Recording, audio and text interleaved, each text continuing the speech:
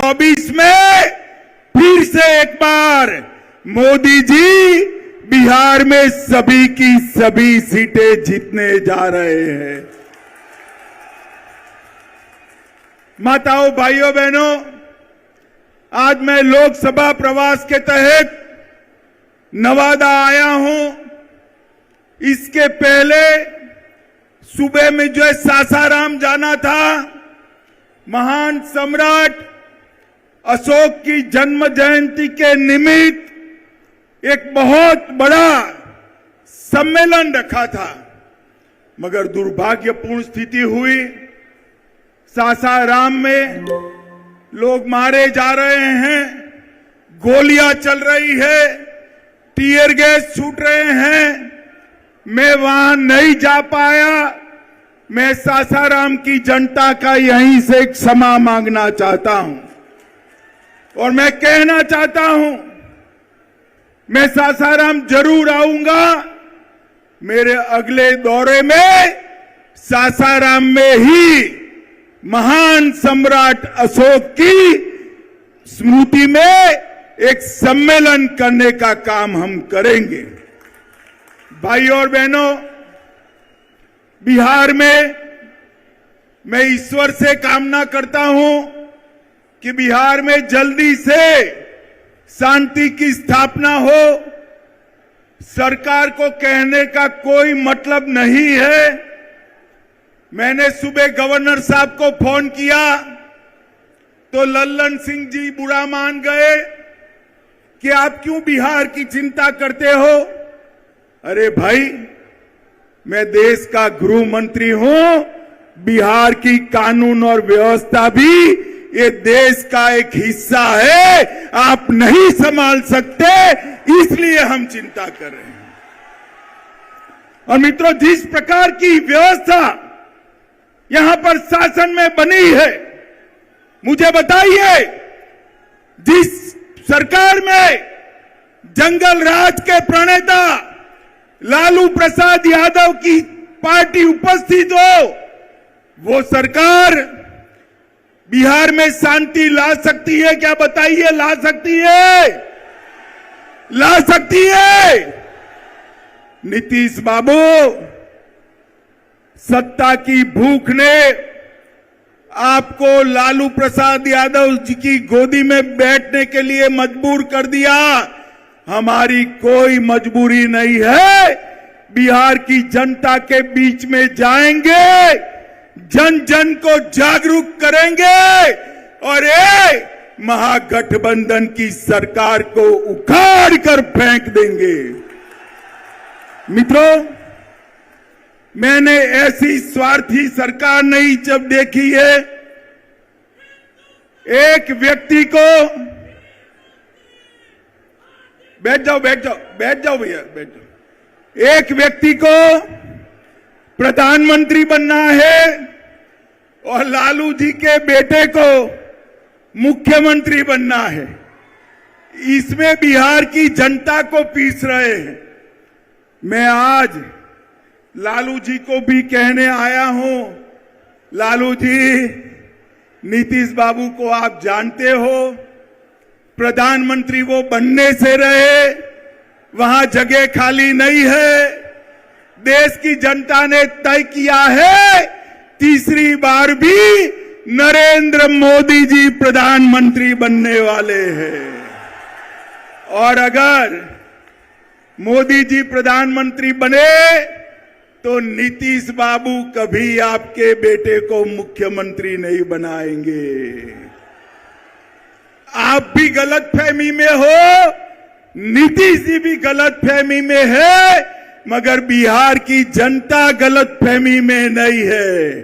बिहार की जनता स्पष्ट रूप से निर्णय कर बैठी है कि बिहार की 40 सीटों पर नरेंद्र मोदी जी का कमल खिलने वाला है और नवादा में भी नवल कमल खिलने वाला है। भाइयों बहनों, ये सरकार है बुरी नीयत की, बुरी नीति की सरकार है, बेड सरकार है। भ्रष्टाचार का भी अराजकता का ए और दमन का डी, तीन मिलकर ये बेड सरकार बनी है। ये बुरी सरकार को उखाड़कर फेंक देना है। मित्रों, सरकार के सहयोगी जो है वो भी विधायक हर रोज नीतीश बाबू का विरोध कर रहे हैं। वो भी जनता के विरोध का सामना कर रहे हैं। इनके आधे एमपी भाजपा के दरवाजे खटखटा रहे हैं। और मैं पर एक बात स्पष्ट कर देता हूं, किसी के मन में ये संशय हो कि चुनाव के परिणामों के बाद नीतीश बाबू को फिर से भाजपा एनडीए में लेगी, तो मैं बिहार की जनता को स्पष्ट कह देना चाहता हूं और लल्लन बाबू को भी स्पष्ट कहना चाहता हूं, आप लोगों के लिए भाजपा के दरवाजे हमेशा के लिए बंद हो चुके हैं। माताओं, भाइयों, बहनों,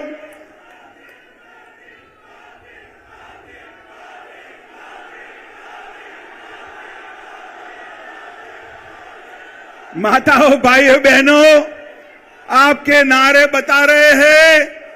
जनता भी चाहती है कि अब नीतीश बाबू को वापिस न लिया जाए। यही चाहते हैं ना आप? यही चाहते हैं ना? ऐसा ही होगा, आप चिंता मत करिए। ये जातिवाद का जहर घोलने वाले नीतीश बाबू और जंगल राज के प्रणेता लालू प्रसाद अब ये दोनों के साथ भारतीय जनता पार्टी कभी राजनीतिक सफर नहीं तय कर सकती। मैं बिहार की जनता को कहकर जाना चाहता हूं। मित्रों, ये वादा खिलाफी करने वाली सरकार है और साहब सत्ता की लालच देखिए। लालू जी के बेटे ने नीतीश जी को सांप कहा, मैं फिर से बोलता हूं, सांप कहा, पलटू चाचा कहा, धोखेबाज कहा, लालची कहा, अहंकारी कहा, अरे गिरगिट तक कह डाला। मगर नीतीश बाबू प्रधानमंत्री बनने के मोह में आज उनके साथ चले गए हैं। इनके भ्रष्टाचार के कारण नवादा में खाद नहीं मिलता है, बीज की कालाबाजारी होती है। नवादा वालों, चिंता मत करो, 24 के बाद, लोकसभा चुनाव के बाद ये सरकार अपने ही वजन से घिरने वाली है और भारतीय जनता पार्टी के कमल की सरकार बनने वाली है।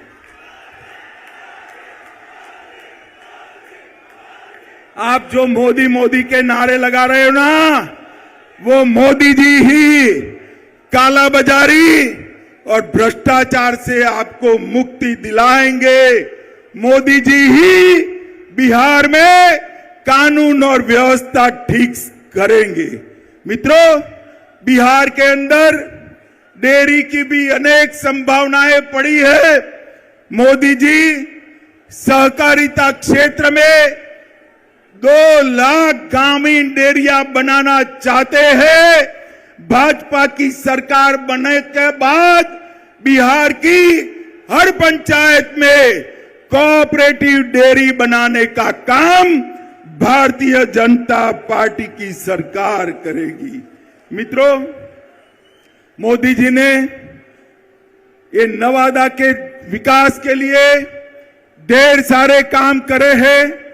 किऊल नवादा गया रेल लाइन 1292 करोड़ में इसका दोहरीकरण और इलेक्ट्रिफिकेशन किया।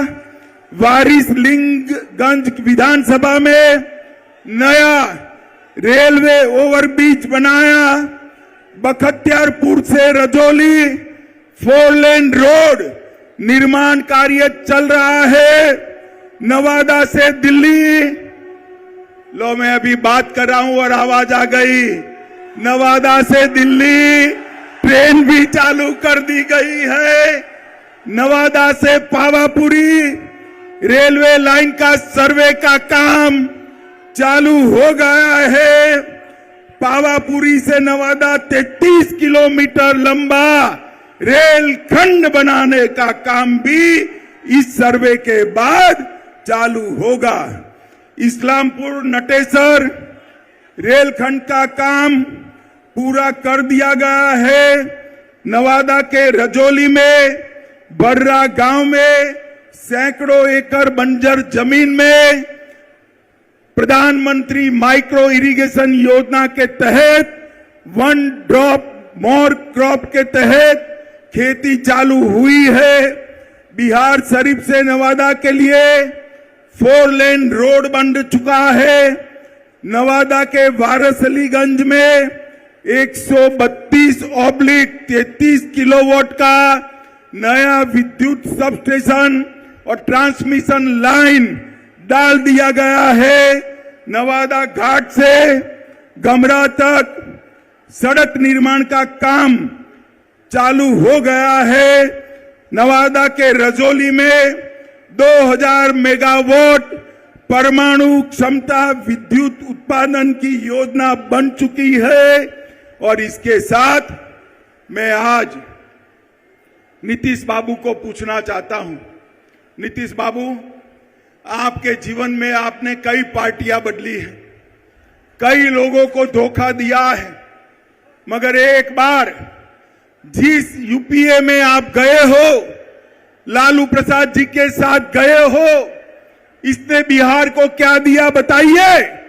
2009 से 14 में बिहार को सिर्फ 50,000 करोड़ रुपया केंद्र ने दिया था। कितना दिया था मित्रों? 50,000 करोड़। और 14 से 19 में मोदी जी ने 50,000 से बढ़ाकर 1,09,000 करोड़ बिहार को देने का काम किया है। ये मैं बजट के आवंटन की बात करता हूं।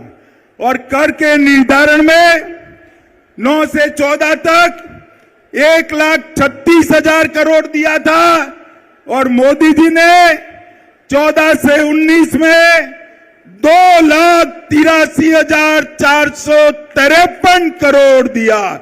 2 गुना पैसा ज्यादा दिया है। मित्रों, प्रधानमंत्री गरीब कल्याण योजना के तहत बिहार में 8,70,00,000 लाभुकों को 2 साल से मुफ्त अनाज दिया जा रहा है। हर महीने 4.25 लाख मैट्रिक टन अनाज बिहार के गरीबों को मोदी जी मुफ्त में दे रहे हैं, मुफ्त में दे रहे हैं।